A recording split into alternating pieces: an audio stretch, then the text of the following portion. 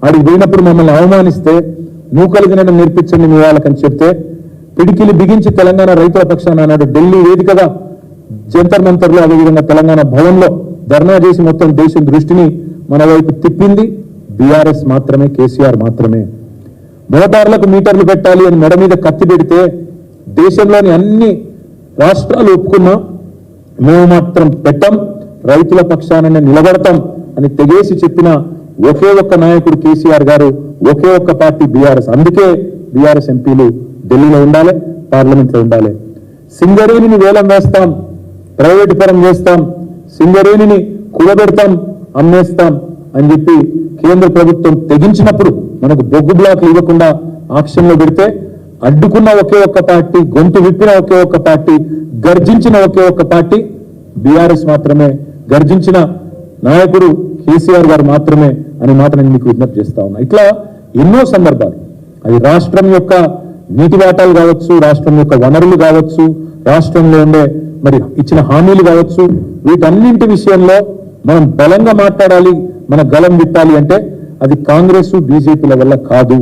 ఎందుకంటే వాళ్ళు జాతీయ పార్టీలుగా సహజంగానే వాళ్ళకి ఎటుంటుందంటే ప్రత్యేకంగా వాళ్ళకి తెలంగాణ మీద ప్రేమ ఉండదు. పార్లమెంట్ లో ప్రత్యేకంగా ఎన్నడన్నా రాహుల్ గాంధీ ఒక్కరోజన్న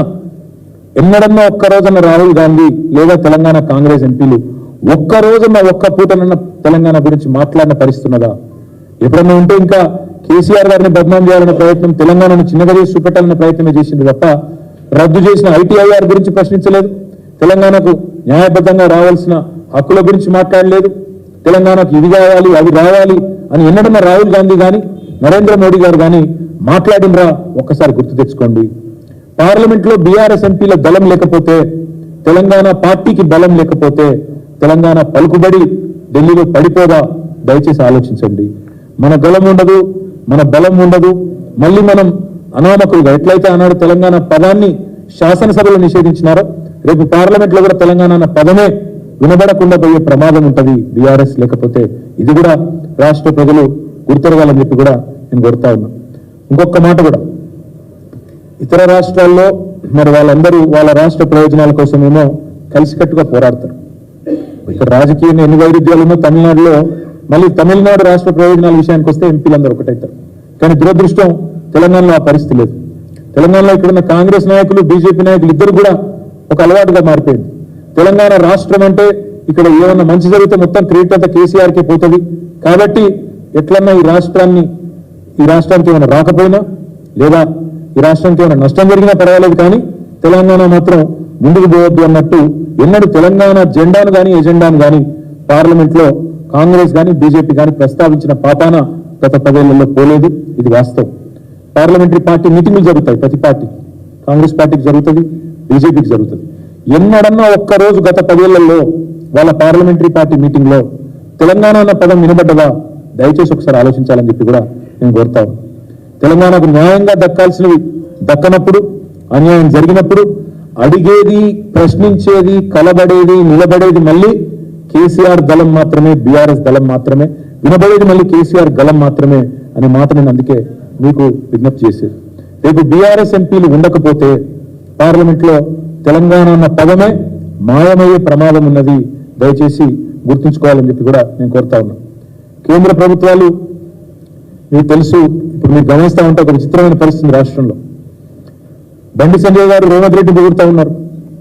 ఇద్దరు మరి ఏదో అండర్స్టాండింగ్ వచ్చినట్టే ఉన్నారు. మళ్ళీ చూస్తుంటే గతంలో కరీంనగర్, నిజామాబాద్ ఎన్నికల్లో ఎట్లయితే అంతర్గతంగా కలిసికట్టుగా పనిచేసినారో మళ్ళీ చూస్తుంటే ఏదో అంతర్గతమైన ఒక అండర్స్టాండింగ్ వచ్చినట్టే కనబడతా ఉంది. అందుకే మేము అనేది వాళ్ళ ప్రయోజనాల కోసం ఎంతకన్నా పోతారు. కానీ తెలంగాణ ప్రయోజనాలు కాపాడాలి అంటే, తెలంగాణ ప్రయోజనాలు ఢిల్లీలో తప్పకుండా అక్కడ ఉండే విధంగా పనిచేయాలి అంటే ఆ పని కేవలం బీఆర్ఎస్ ఎంపీలు చేయగలుగుతారు తప్ప ఇంకెవరి వల్ల కాదు. అందుకే కేసీఆర్ కు బలం ఇద్దాం, పార్లమెంట్ లో తెలంగాణ గలం వినిపిద్దాం, గులాబీ గలాన్ని పార్లమెంట్ కు పంపుదాం, ఢిల్లీలో తెలంగాణ బలాన్ని మళ్ళొకసారి పెంచుకుందాం.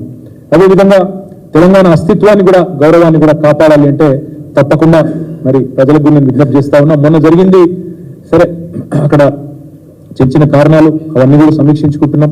ఏవైతే మార్పులు చేర్పులు పార్టీ చేసుకోవాలో అవన్నీ కూడా చేసుకుంటాం. మా వల్ల జరిగిన చిన్న పొరపాట్లు, చిన్న లోటుపాట్లు వాటన్నిటిని కూడా సరిదిద్దుకునే దిశగా మేము కూడా మా పార్టీలో అంతర్గతంగా కార్యాచరణ కూడా మేము మరి ప్రారంభించుకున్నాం. తప్పకుండా ఆ కార్యక్రమాన్ని కూడా రాబోయే రోజుల్లో ఆ ఫలితాలు కూడా మీరు చూస్తారు. కానీ ఇక్కడ తెలంగాణలో ఒక విచిత్రమైన పరిస్థితి. గత నెల రోజులుగా కొత్త ప్రభుత్వం ఏదైతే వచ్చిందో మరి అధికారం కోసమేమో అడ్డగోలుగా హామీలు ఇచ్చినారు. నోటికి వచ్చిన హామీలు 420 హామీలు, 1-2 కాదు, 420 420 హామీలు, బ్రహ్మాండమైన హామీలు, 1-2 కాదు ఇచ్చి ఆల్రెడీ ఎత్తగొట్టే పని మొదలు పెట్టినారు. మీరు చూస్తా ఉన్నారు.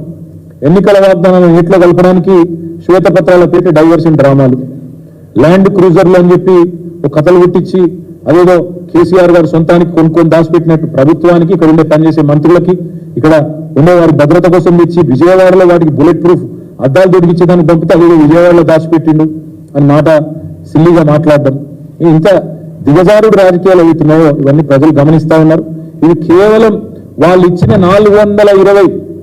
420 హామీలను ఎగేసేటందుకే ఈ డైవర్షన్ డ్రామాలు ఆడుతున్నారని తెలంగాణ ప్రజలు పూర్తి స్థాయిలో ఇవాళ అభిప్రాయం కూడా వస్తా ఉన్నారు.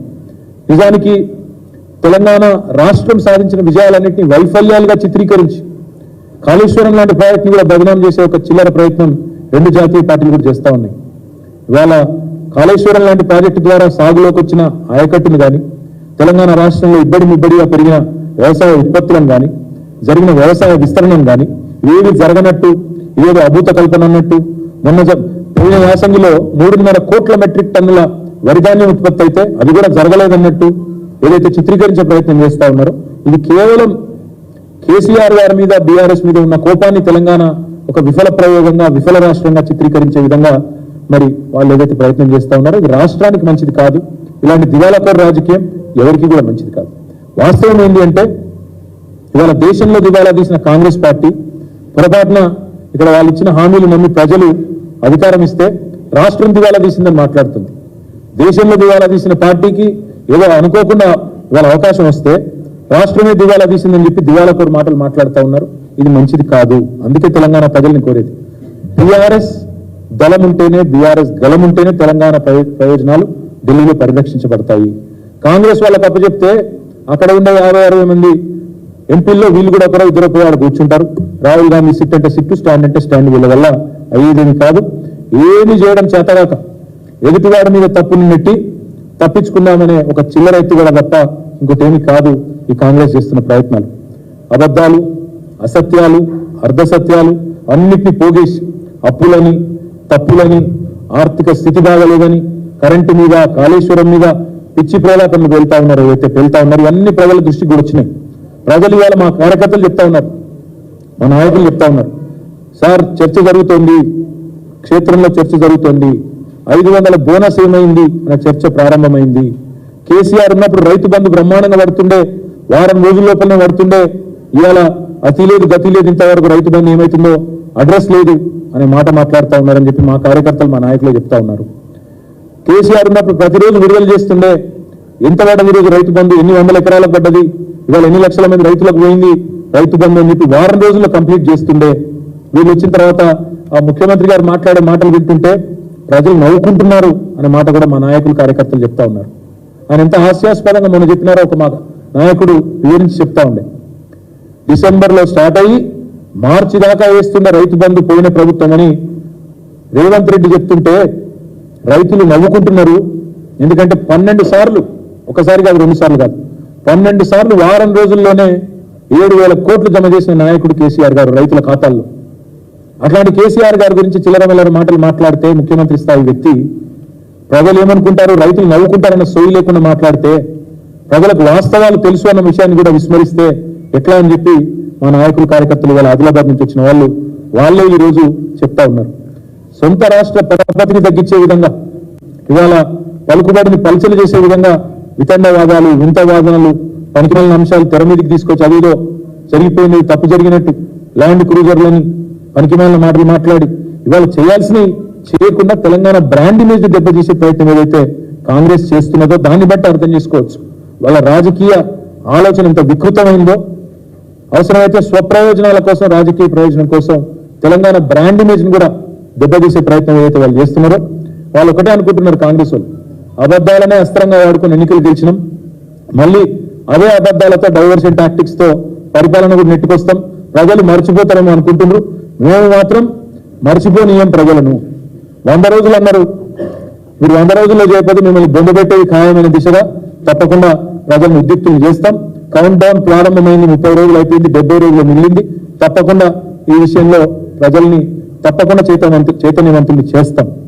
ఒక అబద్ధాన్ని 100 సార్లు చెప్పి నిజమని తిమ్మిని బొమ్మిని చేసే ప్రయత్నం ఏదైతే చేసి మరి ఫేక్ ప్రాపగండాతో సఫలమైనరో ఎలక్షన్లలో, దాని పరిపాలనలో కూడా ప్రయోగించే ప్రయత్నం చేస్తూ ఉన్నారు.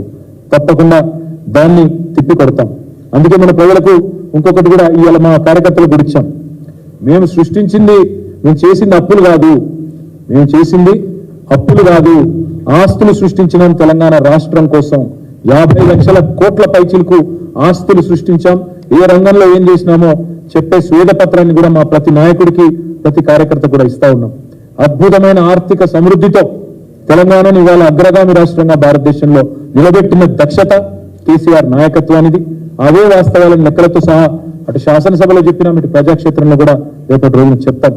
పారే నీళ్లు సాక్ష్యం, తాగే నీళ్లు సాక్ష్యం, పండిన పంటలు సాక్ష్యం, కరెంటు వెలుగులు సాక్ష్యం. ఇవన్నీ కళ్ళెదురుగా కనబడుతున్న వాస్తవాలు కాదని నేను ప్రజలను అడుగుతా ఉన్నాను. అందుకే మనం చేసిన మంచి పనులు పల్లెల్లో, పట్టణాల్లో ఏవైతే కనబడుతున్నాయో వాటినే చూపెట్టి ప్రజలని ఓటు అడగండి, పార్లమెంట్లో తెలంగాణ గలం వినిపించే విధంగా తీర్పునివ్వండి అనే మాట కూడా చెప్తా ఉన్నాం. కాంగ్రెస్ చేసే గోబల్స్ ప్రచారాన్ని తిప్పికొట్టి కాంగ్రెస్ ఇచ్చిన 420 హామీలను ప్రజల దృష్టికి కూడా తీసుకొని పోయే దిశగా మా కార్యకర్తల్ని, నాయకుల్ని ప్రతి శాసనసభ నియోజకవర్గంలో కార్యకర్తల సమావేశాలు పెడతాం, ప్రతి మండలంలో కూడా పెడతాం, పార్లమెంట్ సన్నాహక సమావేశాలు పెట్టుకుంటాం. కేవలం పార్లమెంట్కే కాదు, రాబోయే రోజుల్లో వచ్చే పంచాయతీ ఎన్నికలకు, మున్సిపల్ ఎన్నికలకు, జిల్లా పరిషత్ ఎన్నికలకు అన్నిటికి కూడా కార్యకర్తలను సన్నద్ధులను చేస్తూ ముందుకు పోతాం. తప్పకుండా ప్రజలకు అన్ని విషయాలు కూడా మళ్ళీ గుర్తు చేస్తాం. ఆనాడు ప్రతిపక్షంలో ఉన్నప్పుడు కాంగ్రెస్ పార్టీ కేసులు వేసి ప్రాజెక్టులకు అడ్డుకున్నది వీళ్ళు. ఆనాడు 7 మండలాలు గుంజుకొని, మరి లోయర్ సీలియర్ ప్రాజెక్టును గుంజుకొని తెలంగాణ నోట్లో మట్టి కొడుతున్నప్పుడు ఈ కాంగ్రెస్ పార్టీ వ్యతిరేకించలేదు. బీజేపీ చేస్తున్న ప్రయత్నానికి అడ్డు వెళ్లే ప్రయత్నం కూడా ఆనాడు చేయలేదు. అదే మాదిరిగా విభజన హామీల మీద బయ్యార ముక్కు కర్మాగారం కానీ, కాజీపేట కోచ్ ఫ్యాక్టరీ గురించి కానీ ఒక్క రోజన్న కాంగ్రెస్ పార్టీ ఎన్నడన్నా పార్లమెంట్లో మాట్లాడిందా? ఆ విషయాన్ని కూడా తప్పకుండా గుర్తు చేస్తాం. నీళ్ల వాటాలు తేల్చినప్పుడు, నిధులు ఇవ్వకుండా సతాయించినప్పుడు, కేంద్రం వివక్ష చూపుతున్నప్పుడు, మెడికల్ కాలేజీలు ఇవ్వకుండా, నర్సింగ్ కాలేజీలు ఇవ్వకుండా తప్పించుకున్నప్పుడు ఎన్నడన్నా బీజేపీ ఎంపీలు కానీ, కాంగ్రెస్ ఎంపీలు కానీ తెలంగాణ గురించి, జరుగుతున్న అన్యాయం గురించి ఎన్నడన్నా మాట్లాడిండ్రా? ఈ విషయాన్ని కూడా ప్రజలకు గుర్తు చేస్తాం. హైకమాండ్ పర్మిషన్ లేనిదే ఉలకలేని పలకలేని డూడు బసవన్నలను కాంగ్రెస్ ఎంపీలు కానీ, బీజేపీ ఎంపీలు కానీ వాళ్ళని గెలిపిస్తే తెలంగాణ ప్రయోజనాలు శాశ్వతంగా మంట కలుస్తాయనే మాట కూడా తప్పకుండా ప్రజలకు చెప్తాం. సరే, అదేవిధంగా ఇంకా చాలా దుర్మార్గమైన కార్యక్రమాలు కూడా చేసినారు, అవన్నీ కూడా చెప్తాం. తప్పకుండా బీజేపీని కూడా, ఎందుకంటే 1-2 కాదు, ఒకవైపు కాంగ్రెస్ ఏమో శూన్య హస్తాలు, శుష్క ప్రియాలు అన్నట్టు వాళ్ళేమో నోరు మెదపకుండా, కార్యాచరణ లేకుండా వాళ్ళు పూర్తి స్థాయిలో క్రియాహీనంగా వాళ్ళు ఉంటే, ఇంకోవైపు బీజేపీ గత 10 సంవత్సరాలు తెలంగాణ గిట్టకుండా, తెలంగాణ పేరే మాకు పడది అన్నట్టు అడుగడుగును అవమానించింది. తెలంగాణ పుట్టుకను కూడా అవమానించిందే ఈ ప్రధానమంత్రి మోడీ గారు. అందుకే తెలంగాణకి అడుగడుగున అడుగడుగున తెలంగాణ మీద ప్రశ్నిస్తేనే పగబట్టినట్టు వ్యవహారం చేసిన బీజేపీకి కూడా ప్రజాక్షేత్రంలో బుద్ధి చెప్పాలి. పురిట్లోనే ఆనాడు తొలి ద్రోహం చేసి 7 మండలాలు గుంజుకొని, విద్యుత్ ప్రాజెక్టులు గుంజుకొని అక్కడి నుంచి మొత్తం ద్రోహాలు, దోకాల పరంపరను ప్రారంభించిందే బీజేపీ. విభజన హామీలు నెరవేర్చింది బీజేపీ. నీతి ఆయోగ్ 24,000 కోట్లు ఇవ్వండి మిషన్ భగీరథకి, మిషన్ కాకతీయకని చెప్పినా ఒక్క పైసా ఇయ్యనిది బీజేపీ. అదేవిధంగా కాజీపేట కోచ్ ఫ్యాక్టరీని కథం పట్టించింది బీజేపీ. గిరిజన యూనివర్సిటీని ఏళ్ల పాటు పెండింగ్ లో పెట్టి మొన్న ఎన్నికల కోసం అని చెప్పి మొన్న బయటికి తీసుకొచ్చినట్టు చేసి యాక్టింగ్ చేస్తున్నది బీజేపీ. ఆదివాసీ బిడ్డలకు, గిరిజన బిడ్డలకు అన్యాయం చేసిందే బీజేపీ. ఒక్క నవోదయ పాఠశాల ఇవ్వకుండా, ఒక్క కస్తూర్బా విద్యాలయం ఇవ్వకుండా ఈ 9.5 ఏళ్లు తెలంగాణ విద్యార్థులను సతాయించిందే బీజేపీ. ITIR ను రద్దు చేసి తెలంగాణ యువత నోట్లో మట్టి కొట్టింది బీజేపీ. కృష్ణా జలాల్లో వాటా తేల్చకుండా, ఒక్క ప్రాజెక్టు జాతీయ హోదా ఇవ్వకుండా, కనీసం ట్రిబ్యునల్ కూడా నీటి వాటాల పంపిణీ తేల్చకుండా తెలంగాణ రైతుల నోట్లో మట్టి కొట్టింది బీజేపీ. జాతీయ హోదా ఇవ్వకుండా మట్టి కొట్టింది బీజేపీ.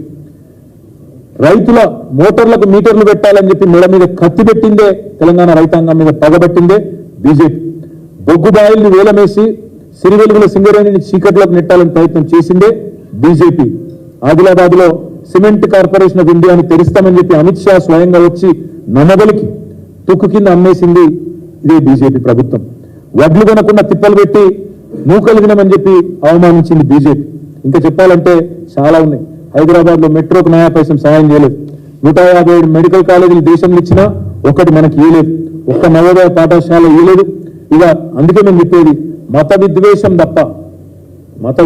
తప్ప చేసిన మంచి పని ఒక్కటి కూడా లేదు. అందుకే మేము ఈ రాష్ట్ర ప్రజలని చేసే విజ్ఞప్తి ఒకటే, మోడీతో పోరాడాలంటే, మోడీతో ఢీ కొట్టాలంటే దమ్మున్న నాయకుడు కావాలి. ఆ నాయకుడు కేసీఆర్ గారు. మొత్తం దేశంలోని అన్ని పార్టీలు మరి మాట్లాడినప్పుడు కూడా ఆనాడు పౌరసత్వ సవరణ బిల్లును, సిటిజన్ అమెండ్మెంట్ యాక్ట్ ను నిర్ద్వందంగా వ్యతిరేకించింది బీఆర్ఎస్. మన యూనిఫామ్ సివిల్ కోడ్ అనే ప్రస్తావన వస్తే పూర్తి స్థాయిలో దాన్ని తిరస్కరించింది బీఆర్ఎస్. మోడీ సర్కార్ నల్ల చట్టాలు తెచ్చి వ్యవసాయానికి పూర్తి స్థాయి ఒక ద్రోహం చేసే ప్రయత్నం చేసి రైతుల మీద కత్తి పెడితే ఆనాడు ఆ 3 నల్ల చట్టాలను వ్యతిరేకిస్తూ పార్లమెంటులో ఓటు వేసింది బీఆర్ఎస్. ఎన్నో సందర్భాల్లో ఈ వికృత విద్వేష రాజకీయాలను, మతం పేరిట జరిగే ప్రయత్నాలను నిర్ద్వందంగా అడ్డుకున్నది బీఆర్ఎస్. మోడీని ఢీకొన్నది బీఆర్ఎస్. అందుకే తెలంగాణ ప్రజలకు మేము చేసే విజ్ఞప్తి, తెలంగాణ గలం, తెలంగాణ దళం, తెలంగాణ బలం కేసీఆర్ గారి టీం. అందుకే ఈ పార్టీ ఖచ్చితంగా ఎంపీలు అక్కడ ఉంటేనే మన ప్రయోజనాలు పరిరక్షించబడతాయి. 2 జాతీయ పార్టీలు కూడా అవసరమైతే కుమ్మక్కై రాజకీయం చేస్తాయి. అవసరమైతే అండర్స్టాండింగ్ కూడా వచ్చినా ఆశ్చర్యం లేదు. పోయినసారి కరీంనగర్ లో, నిజామాబాద్ లో ఇంకా చాలా చోట్ల ప్రయత్నాలు చేసినారు. ఈసారి కూడా నేను గుర్తు చేస్తా ఉన్నా మీకు, ఈసారి శాసనసభ ఎన్నికల్లో కూడా బీజేపీ అభ్యర్థులను ఓడగొట్టింది ఎవరండి? బండి సంజయ్ ఓడించింది బీఆర్ఎస్ కాదా? అరవింద్ ధర్మపురిని ఓడించింది బీఆర్ఎస్ కాదా? రాజాసింగ్ ను దాదాపు ఓడించినంత పనిచేసింది బీఆర్ఎస్ కాదా? ఈటల రాజేందర్ గారిని ఓడించింది బీఆర్ఎస్ కాదా? ఎవరైతే బీజేపీ గట్టి నాయకులు అని చెప్పుకుంటూ ఉన్నారో, ఎవరైతే బీజేపీకి పెద్ద గండరగండలు అని చెప్పుకున్నారో, మా దుబ్బకు జడిసే కదా మన కిషన్ రెడ్డి గారు పోటీ చేయాలి అంబర్పేట నుంచి. పోయినసారి ఆయన నిలగొట్టింది బీఆర్ఎస్ కాదా? ఈసారి తప్పించుకొని పారిపోలేదా కిషన్ రెడ్డి గారు? ఈసారి మీరు చూడండి, బలమైన బీజేపీ అభ్యర్థులను ఓడించింది ఎవరు? అందుకే మేము రాష్ట్ర ప్రజలకు విజ్ఞప్తి చేస్తా ఉన్నాం, బీజేపీని నిలువరించే శక్తి ఉన్నది కేవలం బీఆర్ఎస్కే, కాంగ్రెస్కి ఆ శక్తి లేదు. అందుకే నేను కోరేది, పార్లమెంట్ లో కూడా తెలంగాణ వాణి ఉండాలి, బలం ఉండాలి, గలం ఉండాలంటే అది బీఆర్ఎస్ వల్ల అవుతుంది తప్ప ఇంకోరి వల్ల కాదు. ఈ మీటింగ్ ఈరోజు మొదటిది. ఈ మెటీరియల్ మేము ప్రతి నాయకుడికి ఇస్తాము, ప్రతి ప్రజలకు కూడా ఇది చేరవేస్తాం. మొత్తంగా చేరవేసి తప్పకుండా మరి ఈరోజు మొదటి సమావేశం, ఇంకా 16 సమావేశాలు ఉంటాయి. 16 రోజుల పాటు ఇవి కొనసాగుతాయి. సంపూర్ణంగా మొత్తం సమీక్ష అయిన తర్వాత, ఎందుకంటే ఇవాళ మొదటి రోజు వచ్చిన మా ఆదిలాబాద్ నాయకులందరూ కూడా మళ్ళీ తిరిగి పాపం వాళ్ళు బెజ్జూరు దాకా, దయగాం దాకా, అక్కడ ఆదిలాబాద్ బేలా దాకా, జైనత్ దాకా చాలా దూరం పోవాలి కాబట్టి 350 కిలోమీటర్లు పోవాలి కాబట్టి వారికి తొందరగా పంపించే ప్రయత్నం చేసినాం. రేపు కరీంనగర్ ఉంది, ఇంకా తదుపరి వరుసగా పార్లమెంట్ నియోజకవర్గాల వారీగా సమావేశాలు ఉన్నాయి. బహుశా జనవరి 22, 23 తారీఖు వరకు ఈ సమీక్షా సమావేశాలు అయిపోతాయి. అయిపోయిన తర్వాత మా తదుపరి కార్యాచరణ మొత్తం, అంటే శాసనసభ నియోజకవర్గాల వారీగా సమావేశాలు ఎప్పుడు ఉంటాయి, అభ్యర్థుల ప్రకటన ఎప్పుడు ఉంటుంది, దానికి కేసీఆర్ గారు కూడా ఇప్పుడిప్పుడే కోలుకుంటా ఉన్నారు. ఇంకా ఒక 4 వారాలు వారికి పడుతుండొచ్చు, 4 నుంచి 5-6 వారాలు పడుతుండొచ్చు మళ్ళీ తిరిగి ఇక్కడ ఆఫీస్కి వచ్చి కూర్చొని పనిచేసే పరిస్థితి రావాలంటే. కేసీఆర్ గారు కూడా ఏం చెప్పారంటే, మాకు ఇవాళ ఈ మీటింగ్ లో మా నాయకులు కూడా చెప్పమన్నది, ఈ రోజు ఎట్లా అయితే అందరినీ పిలిచి మాట్లాడుకొని మనం అన్ని విషయాలు చర్చించుకున్నాము, అభ్యర్థుల ఖరారు కూడా అదే పద్ధతుల్లో అందరినీ పిలిచి వారి అభిప్రాయాలు తీసుకొని అందరి అభిప్రాయానికి అనుగుణంగా, కార్యకర్తల ఆలోచనకు అనుగుణంగానే అభ్యర్థుల ఎంపికను కూడా తప్పకుండా చేస్తాము. మాకైతే సంపూర్ణమైన విశ్వాసం ఉంది. ఎందుకంటే ఇప్పుడు మొన్న వచ్చిన ఓటు శాతం కూడా మీరు చూస్తే దాదాపు 37% పైనే వచ్చింది. ఇంకా అప్పటికిప్పటికి చూస్తే ఈ ప్రభుత్వానికి ఆల్రెడీ రాష్ట్రంలో వ్యతిరేకత పెరిగింది. మా నాయకులు చెప్తా ఉన్నారు, కార్యకర్తలు చెప్తా ఉన్నారు, ఆటో డ్రైవర్లు సమ్మెలు చేస్తున్నారు, బస్సులో మహిళలు కొట్టుకుంటా ఉన్నారు, రైతులు ఆల్రెడీ నిస్తేజంలో ఉన్నారు, రైతు బంధు ఎప్పుడు పడుతుందో ఏందో, బోనస్ లేదు, ఏం లేదు. ఆల్రెడీ రైతాంగంలో కూడా ఒక రకమైన నిరాశ ప్రారంభమైంది. కొత్తగా నాకు తెలిసి పాజిటివ్ గా ఒక కార్యక్రమం కూడా చేసిందేమీ లేదు. కాబట్టి మాకున్న విశ్వాసం ఏంటంటే ఆల్రెడీ కేసీఆర్ గారు కూడా అయ్యో ఆయన ముఖ్యమంత్రి లేరు అనే భావన కూడా ప్రజల్లో ఉంది. కాబట్టి తప్పకుండా పార్లమెంట్లో మంచి ఫలితాలు వస్తాయి. తదనంతరం జరిగే పంచాయతీ ఎన్నికలు, లోకల్ బాడీ ఎలక్షన్స్ లో కూడా మంచి ఫలితాలు సాధిస్తామనే విశ్వాసం ఉంది. మా కార్యాచరణ కొనసాగిస్తూ పార్లమెంట్ నియోజకవర్గాల సమీక్షలు కొనసాగిస్తూ ముందుకు పోతాం. మళ్ళొక్కసారి నేను చెప్పేది, తెలంగాణ బలం, తెలంగాణ గలం, తెలంగాణ దళం పార్లమెంట్లో ఉండాలంటే కేసీఆర్ గారి ఎంపీలు ఉండాలి, బీఆర్ఎస్ ఎంపీలు ఉండాలి. ఇది దయచేసి తెలంగాణ ప్రజలు అర్థం చేసుకుని రేపటి పార్లమెంట్ ఎన్నికల్లో నాకు మద్దతు ఇస్తారని చెప్పి ఆశిస్తూ మీకు కూడా అందరికీ ధన్యవాదాలు. 22-23 దాకా మరి మా సమీక్ష సమావేశాలు ఉంటాయి. ఆ తర్వాత కేసీఆర్ గారు తిరిగి మళ్ళీ ఆఫీస్కి వచ్చి, ఇప్పుడు మాకు రెగ్యులర్గా రోజు సమీక్ష చేస్తూనే ఉన్నారు, రోజు మాకు సూచనలు ఇస్తూనే ఉన్నారు, డైరెక్షన్లు ఇస్తూనే ఉన్నారు. కాబట్టి అభ్యర్థుల ఖరారు విషయంలో పార్టీ ఏం చేయాలి అనేది అందరి అభిప్రాయాలు తీసుకొని ఈరోజు ఎట్లా అయితే చేశామో అదే పద్ధతిలో పోతాం తప్ప గతంలో చిన్న చిన్న పొరపాట్లు జరిగినాయి. కాబట్టి అవన్నీ కూడా సవరించుకుంటాం. నేను మళ్ళీ చెప్తా ఉన్నా, మేము కూడా ఇప్పుడు ఓటమి నుంచి తప్పకుండా ఏ పార్టీ అయినా ఏ వ్యవస్థ అయినా తప్పకుండా పాఠాలు నేర్చుకోవాలి. మేము నేర్చుకుంటున్నాం, ప్రజలకు కూడా అదే అప్పీల్ చేస్తూ ఉన్నాం. ఈరోజు దాదాపు 26 మంది మాట్లాడారు, దాదాపు 170 సజెషన్లు వచ్చినాయి. 170 మంది లిఖితపూర్వకంగా సజెషన్లు ఇచ్చారు మా వాళ్ళు. అంటే దాదాపు 200 మంది వచ్చిన 500 మందిలో 200 మంది తమ అభిప్రాయాలు వెల్లడించారు. మేము కూడా అవన్నీ చూసుకుంటున్నాం, అన్ని నోట్ చేసుకున్నాము, క్రోడీకరించుకున్నాము. ఇంత పెద్ద చిట్టా ఉంది ఇప్పుడు మా దగ్గర. అవన్నీ కేసీఆర్ గారికి సమర్పిస్తాము. వారికి కూడా వచ్చిన అభిప్రాయాల సమాహారం మొత్తం కూడా వారికి చెప్తాం. పథకాలు, పార్టీ నిర్మాణము, ఏం చేయాలి, పార్లమెంట్ ఎన్నికలు ఎట్లా ఎదుర్కోవాలి, రాబోయే 5 ఏళ్ళు ఎట్లా పనిచేయాలి, ఇవన్నింటి విషయాల్లో చాలా డీటెయిల్డ్గా మాకు మా వాళ్ళు సూచనలు ఇచ్చారు. తప్పకుండా వాటిని కూడా స్వీకరించి అభ్యర్థుల విషయానికి వస్తే మరి పార్టీ మొత్తంగా తీసుకుని అందరం ముఖ్యులందరం కూర్చొని నిర్ణయం తీసుకుంటాం తప్ప ఏకపక్షమైన నిర్ణయాలు అట్లా ఉండవు. కేసీఆర్ గారు తిరిగి మళ్ళీ ఇక్కడ ఆఫీస్కి వచ్చిన తర్వాత అందరిని పిలిచి కూర్చోబెట్టి పార్లమెంట్ వారీగా అందరితో చర్చించిన తర్వాత నిర్ణయం తీసుకుంటాను.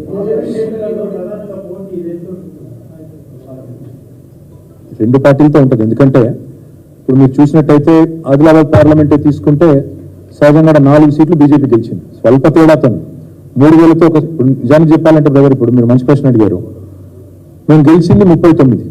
మన శాసనసభ నియోజకవర్గ ఎన్నికలు తీసుకుంటే 119 గాను మేము గెలిచింది 39, which is 1/3 of the entire state. మేము దాదాపు ఒక 10-11 సీట్లు 6000 ఓట్ల లోపల పోయినాయి. 10-11 సీట్లు ఉన్నాయి. ఉదాహరణకు ఆదిలాబాద్లోనే తీసుకుంటే మాకు సిర్పూర్ సీటు పోయింది 3000 ఓట్లతో, ఖానాపూర్ పోయింది 4000 ఓట్లతో, ఆదిలాబాద్ పోయింది 6000 ఓట్లతో. అంటే ఒక్క పార్లమెంట్లోనే 3 నియోజకవర్గాల్లో మాకు మరి చిన్న స్వల్ప తేడాతో పోయింది. కానీ మొత్తం 17 పార్లమెంట్ నియోజకవర్గాలు తీసుకుంటే మాకు మొత్తంగా చూస్తే 7 పార్లమెంట్ నియోజకవర్గాల్లో బీఆర్ఎస్ ఆధిక్యత ఉంది. మొత్తంగా చూసినట్టయితే 7 పార్లమెంట్, ఇప్పుడు ఆదిలాబాద్ పార్లమెంటే తీసుకుంటే దాదాపు 16-17 వేల లీడ్ ఉంది బీఆర్ఎస్కి మొత్తం మొన్నటి ఎన్నికల్లో ఓట్లు చూసుకుంటే. అట్లా మొత్తం 17లో 7 మాకు ఆధిక్యత కనబడతాం. 1-2 చోట్ల, కొన్ని చోట్ల కాంగ్రెస్ కున్నట్టుంది.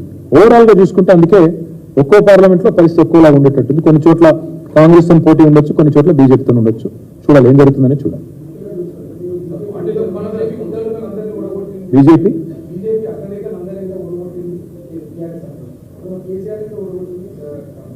ఎస్ అంటే మేము పోటీ పడుతున్నామని చెప్తున్నా. నేనేమంటున్నా మీకు మళ్ళీ చెప్తున్నా. నేను మీరు మంచి ప్రశ్న అడిగింది బ్రదర్. కేసీఆర్ గారు కామారెడ్డిలో ఓడిపోయింది, ఆడ ఓడగొట్టింది బీజేపీ కదా అన్నారు. మేము అందుకే చెప్తున్నా, నేను బీజేపీ బీటీఎం అని ఈ ప్రచారం చిల్లర ప్రచారం కూడా చేసింది. మేము బీజేపీ వాళ్ళు ఓడగొట్టినాం, బీజేపీ వాళ్ళు మమ్మల్ని కూడా ఓడగొట్టింది. అది చెప్తున్నా నేను చెప్పే పాయింటే కాదు. పోటీ పడ్డాం, తలపడ్డాం, వాళ్ళని ఓడగొట్టినాం, వాళ్ళు మమ్మల్ని కామారెడ్డిలో ఒక దగ్గర గెలుపు సాధించింది. డెఫినెట్గా అట్లాంటి ఆదిలాబాద్లో గెలిచిండ్రు. గెలిపే కదా బ్రదర్, కాదని ఎట్లంటే నేను ఆదిలాబాద్లో గెలిచిండ్రు, నిజామాబాద్లో గెలిచిండ్రు, ఆర్మూర్లో గెలిచిండ్రు, వాళ్ళు 8 సీట్లు గెలిచిండ్రు. కాబట్టి ఈ బీటీఎం అనే చిల్లర ప్రచారం అయితే చేసిండ్రో వాళ్ళ అగ్రనాయకులను మేము ఓడగొట్టినాం, మా అధినాయకుడిని వాళ్ళు కూడా కామారెడ్డిలో ఓడగొట్టినారు. కాబట్టి ఈ బీటీఎం అనే చిల్లర ప్రచారం ఏదైతే ఉందో ఇందులో అనుమాత్రం వాస్తవం లేదు. కాంగ్రెస్ చేసే చిల్లర ప్రచారాన్ని దయచేసి నమ్మవద్దు అని చెప్పి నేను ముఖ్యంగా మా మైనారిటీ సోదరులకు విజ్ఞప్తి చేస్తా ఉన్నాను.